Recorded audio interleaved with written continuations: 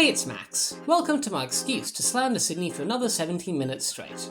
Today's host train is the Waratah, which is currently the most prolific on Sydney's suburban network. This train proved to be a tricky one, so let's see how I managed. As usual, I've not built this in real life, and these are all renders made using Bricklink Studio. The hardest part getting started on this train was deciding between making it 8 or 9 studs wide. My Tangara is 8 wide, which makes a grouping argument because I wouldn't need to redesign it to be in scale with the Waratah, but almost all of my Melbourne trains are at least 9 wide, and I want to come back to make a proper 4D at some point, so it's only right to make the Waratah 9 wide in accordance. With the width settled on, I figured out the other target dimensions before starting on the first stages of construction. If there's one thing Sydney is really good at, it's making asymmetrical train carriages. And, like the Tangara, the Waratah is almost as asymmetrical as a train can get. However, the 2nd, 3rd, 6th and 7th carriages, or the N cars, are uncharacteristically almost symmetrical, so I started with them. I created a very rough chassis with 4x plates and got to work figuring out the positioning of the windows and doors with the help of an official drawing from a Transport for New South Wales website. Catch up PTV, well, Transvic now I suppose. It's well known that all Sydney trains are the same. Ugly flat sides, ugly plug doors, and most importantly of all, ugly mainline standard gauge. But even with all of that, there wasn't much that I could really take from my Tangara because of the scale change. But I could take heavy inspiration. The doors are an extremely similar design to my Tangaras, initially the same snot, studs on top build, with inner windows modified to fit the proportions of the Waratah. I must have been caught up with the finer details because I could easily replace the stacked 1x2 bricks with a panel, but clearly I never realised because it stayed that way until the final design. The windows were a pain to get right, and this first design that I threw together wasn't at all ideal. I didn't like the stud thick trim around the sides of them because it felt low effort, which it was, but there wasn't an easy way around it because of all the different window shapes and sizes, so I kept it as is. I suppose that this is setting a trend for low effort LEGO Sydney trains, which doesn't bother me in the slightest. At least the Waratah isn't like the Tangara with its curved windows. I did try to create a finer detailed window design, but like on my latest Harris, it never worked out. You might have noticed that the top and bottom decks don't have the same window height, and deciding on a height for both of them, and a third one including the vestibule windows, was a tricky task involving a lot of back and forth. Eventually I got to a point I was happy with and modified the doors to match, extending their height to 7 studs. As I've repeated many times, odd width or height snot builds are never ideal and I had to make some interesting constructions around it to integrate it back in. Now that the sides were mostly sorted, I began working out a roof. When I came up with my Tangara's roof, I wasn't all too happy with the design because it feels clunky with so many large gaps. And by large I mean anything wider than half a plate. For my Waratah, I wanted something better, so I played around with using panels on an angle to effectively remove the gaps present on my Tangara entirely. This worked, and I pressed on, extending the design through the length of the train. The real train has a clear distinguishing line between the carriage body and what I assume are AC units on either end. I could have easily continued the same roof design for the length of the carriage, but I liked the idea of replicating that effect somehow, and the design I found to do so used slope bricks above the windows to create a texture difference. It didn't end up being an overly effective thing on the final design, but it's the thought that counts, right? The end roof units are split up into different blocks with different vents on the side, and to replicate those vents, I went with the obvious approach of using grille tiles. This design was good in theory, but it created a whole host of attachment issues for the panels. Not in the least because to get the different vent textures, I decided to place the grills at varying heights. If it wasn't for these attachment problems, I would have added in the extra detail of hard lines between the different segments, but of course that never came to fruition. The method I came up with for attaching the sides of the roof is a bizarre one. I needed the angled panels to be moved side to side for accurate positioning, so to enable that, I wanted a bar connection. Fortunately, LEGO happens to make bar pieces with a stud on a 45-degree angle, which is the exact angle I needed. I attached these bars to headlight bricks on a central snot beam running the length of the train. Creating this snot beam was tedious to say the least, not helped by the additional details of more grille tiles on the top. The snot beam also had a separate 1x beam underneath it for structural support. On the real train, the roof has small flutes, and I wanted to use either grille bricks or a similar technique to my Extrapolis 100's roof to replicate it, but due to the finicky nature of the roof's construction, I couldn't do it. To complete the basic N car, I worked on the undercarriage, or lack thereof. I rounded off the bottom of the double-decker section with brackets for a thin yellow trim and 1x rounded bricks for the rounded bit. Around where the bogies will go, I added snot tiles to allow for maximum clearance of the bogies. I planned on adding thin yellow stickers to them later to continue the line. I tried to start a bogie design using a smaller train wheel size to the regular size, but I also wanted to have the gauge be my awkward 5-stud gauge, which was impossible with the 2x4 brick semi-permanently attached. I planned to go into Bricklink Part Designer to remove the brick, but that was for later. In the meantime, I copied over a bogie from a different project that I'll talk about another time, just to get a sense of scale. Now with a mostly completed end car, I moved to the 4th and 5th carriages, the T cars. At first glance, they might look like an end car with a pantograph, but that is barely scratching the surface, and it might actually be quicker to list the similarities. The T cars are longer than the ends, although I chose not to replicate it because we're talking a matter of centimetres here. In addition to this length disparity, the proportions are also completely different. The vestibule towards the centre of the train is much longer than the one towards the front, but that extra length isn't made up by the extra carriage length. Instead, the double-decker section is shorter, removing the smaller middle window seen on the end cars. This 3-stud difference might seem insignificant, but it really threw a curveball, because I effectively had to rebuild half of the carriage from the ground up. I also had to completely redesign the roof from scratch just about, because of the different lengths, which came with different vent placements, but also because I had to add in the pantograph cutout. This wasn't at all easy because of the way I'd cobbled everything together, and finding attachment points for all of the panels proved challenging. Eventually, I managed to insert a recessed, flat surface to attach a pantograph to, and for simplicity I coloured the surface black to excuse myself from detailing it. A few other small touch-ups, and it was time to make the final carriage, the D cars. From what I can tell, the D cars use the same base chassis as the T cars, explaining the weird proportions on the T cars. The major difference with the D cars is that they have a cab. When it came to the cab, it posed a choice of 2 paths, as did my Tangara.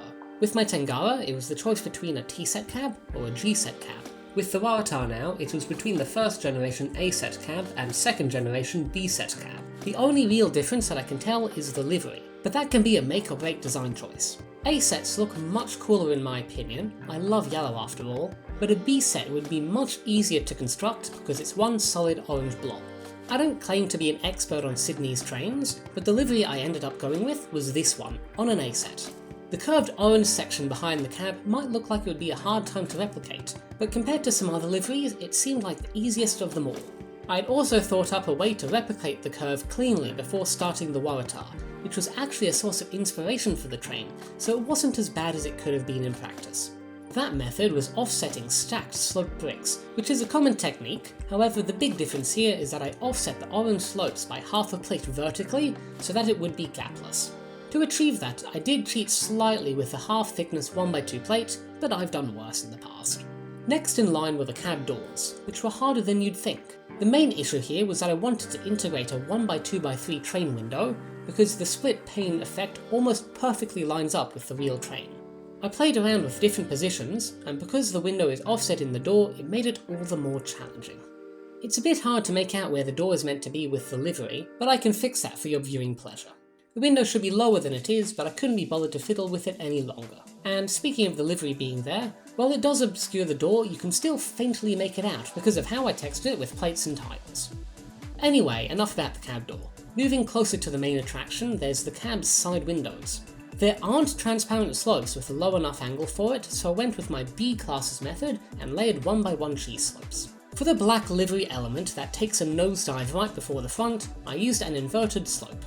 Both of these parts look better from a distance, but they still mostly hold up closer in. I'd run out of things to move forward with, so it was, at last, time for the cab. I decided to work from the bottom up, since that was roughly the order I had the most confidence in. I restarted the brackets and slopes a little bit further back into the cab and culminated them with a 2x2 curved slope corner, which follows the same profile. This curved slope corner has a bonus feature of a stud which is perfectly aligned for ditch lights. To get the thinner strip of yellow around the bottom, I used 2x curved slopes for a thinner effect, and positioned them slightly further out than the curved slopes on the side to emulate an outwards arc. Much later, I tried to add in whatever this gap is for, but that effect really did not work. Above the ditch lights are what I think are covers for anti-climbers, which was easy enough to replicate with 1x2 curved slopes. In between these is a Scharfenberg coupler, which I, since designing my Tangara, have come up with a good design for. Above the Scharfenberg is a small footplate which I added in with a 1x4 tile with the dodgiest connection ever. I attached the Scharfenberg to a vertically placed jumper to get the right position, but attaching that jumper involves an interesting workaround. Because of an attachment that I'll explain in a moment, I couldn't fit a full-size jumper plate in, so I opted for the semicircle version, which I had to then place on a round plate. To fill in the gap left on the left side, I used a bar plate, which doesn't extend to the full 2 studs tall, leaving enough space for said connection. But what is that connection for? It's an absolute mess that is the set of panels below the windscreen. These panels were the cause of much pain, as you'll come to appreciate. Firstly, the cab isn't symmetrical, so there goes any chance of a clean solution, and it's curved. I blocked out the lower panels in conjunction with the main windscreens above, but decided to attach them independently. I staggered 1x, 2x and 3x2 tiles across the bottom to replicate the panels, and attached cheese slopes on either side for the headlights, but that only came to 8 studs wide. To get the additional stud, I decided to split it across the outer panels. But how is that possible without leaving a ridiculous gap? Well, one stud is 2.5 plates wide, so I could add a plate of thickness to either side, but then I'm left with 2 quarter plate gaps that I could probably have used as breathing room if I'm being honest, but where's the fun in that? To close it, I used 2x2 hinge plates which have a quarter plate thickness and gave me an excellent excuse to attach the panels at angles with the use of adjoining hinged bricks to emulate the curves. I pushed the attachment back into the cab and added a second set of hinged bricks directly behind the first. The only problem with this design was that it blocked any chance of attaching the middle panel, if you can even call it middle. So I came up with one of the messiest systems I could, which was the cause for the complications down below. The attachment runs back into the cab and under the attachments for the other 2 panels, with a bracket and a 1x2 by 2/3 slope to avoid colliding with the Scharfenberg's jumper, among other things. This culminates in a block of brackets and other jargon, and is eventually attached into the body of the train with a tow ball, after clawing its way 7 studs backwards. Is it clean? No. Will it work? Debatably. Am I going to fix it? I wouldn't know where to start. With that settled, I tried to clean up the transition below the lower panels to the bottom of the cab. I wanted to find a 1x piece to make the transition. The only place I could find to effectively attach anything was 1 stud over, so I made do with slightly angled 1x2 semicircle tiles, which don't detract too much. The windscreens were up next, and I was not looking forward to them. The windscreens themselves were really simple with a 1x4x3 and 2 1x2x3 panels for the transparent section. Nice and easy. However, attaching them was not so nice and easy. To get the left 1x2x3 connected to the rest, I used a 2x2/1x4 hinge plate near its 1x4 layout at the bottom. And then to attach that now 1x4 section to the 1x4x3 panel on the right, I used another 2x2/1x4 hinge plate at the top, this time closer to its 2x2 arrangement. Above the windscreen is the desto, which I recreated simply with more transparent pieces. To distinguish it from the windscreen, I made a backing out of black. I'll talk about what it all is in a moment. I rounded off the corners with 1x1 cheese slopes and added pieces above to really sell the curved effect, but I'll also get to those later. The middle windscreen is actually supposed to be a door, and I think I managed to get that effect decently with the small gaps, but the effect just doesn't stick because the gaps extend far above the door and into the desto. But even if it's theoretically an easy fix, I didn't want to mess with any of my delicately balanced design. To cap off the sides of the windscreen, I used flex hoses, which were next to impossible to attach. There's a black flex hose layered behind a yellow one. The black one is attached to the bottom to the train wall using a 1x1 clip, and the yellow one is attached at the top using whatever this is, apparently a robot arm. This attachment might look like an error, but if I'm correct it should still work because it has a U shape rather than the regular O shape of most clips. Getting this piece in place at a workable angle was hard enough to begin with. Bending the flex hoses wasn't so easy, but thanks to the techniques shown in my Hitachi video, I got something I was mostly happy with. The last major part of the train I had to construct was the top of the cab. This was just as hard as the rest of the cab, if not harder because I had 6 different parts and change all converging on a tiny location, and I had to figure out how to fill in the gap as seamlessly as possible. The first part I played around with was a continuation of the top of the roof, but when I did that it was before I had the rest of the cab figured out, so I stopped work on it and eventually came back to completely rework it. The first part that I put in place that was present on the final design were these 1x2 curved slope wedges that were used to round off the desto. I also added 3x curved slopes as the main bridging piece, although I did try 2x curves as well at some point. Due to the bulky nature of the 3x slopes, I omitted the 2 blobs on the top of the cab, but even with a redesign, I'm not entirely sure how I'd replicate them. Attaching the curved slopes was trivial compared to some other stuff I've gone through, and was done with a simple bar and clip connection to the beam running under the roof. Attaching the 1x2 curved slope wedges from before was very much an afterthought, and ended up being done with an assortment of bar and clip pieces. Another assortment of bar and clip pieces were used to attach the aforementioned robot arm. This attachment also doubled as the aforementioned black backing to the desktop. To get everything to fit and cover as much of it as possible, I used slope bricks and all sorts of other bars, clips, and jumpers. The final thing to cover for the top of the cab, although I am going out of order, is the culmination of the angled sides of the roof. I thought long and hard about how to do this, and after trying a lot of designs, this is the best I could do. The anti-studs showing on the door rail plate are not ideal, but even getting that attached in the confined space was a miracle in of itself, so I think that it's excusable. And with that, the bulk of the cab was done.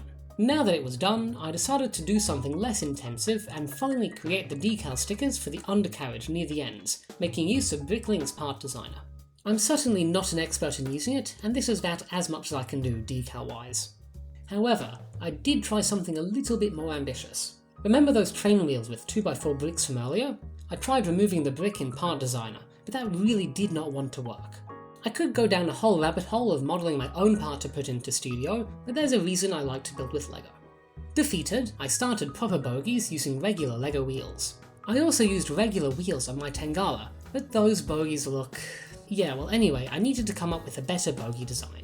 I took my B-classes bogies of all things and supersized it. It wasn't so simple of a process, but I got there in the end. Then I did something which I really should have done on my Tangara's bogies, and that is to detail them up, at least a little bit. I don't know what Waratah bogies look like since they're not fully exposed, but I use that to my advantage since there probably won't be space for something accurately detailed anyway. I added light bluish grey beveled gears on the wheels as disc brakes for highlights and called it there. In conjunction with the bogies, I added some black boxes behind the bogies of the front of the decal and the long section of the T-car. These ended up being the only other bits of undercarriage detail that I implemented. All throughout this time, I had yet to make a gangway. I used it as an excuse to attach the roof to the body of the train, because if you haven't noticed, it's been floating this whole time. The connection to the roof isn't great, but that's what you get with limited space and half a plate height difference. Back on my most recent house, I questioned the use of clips for fixed linkages between carriages, but then I came up with this right after, so there's clearly something I like about it. Due to my lazy attempt in the beginning, the vestibule windows are inaccurate.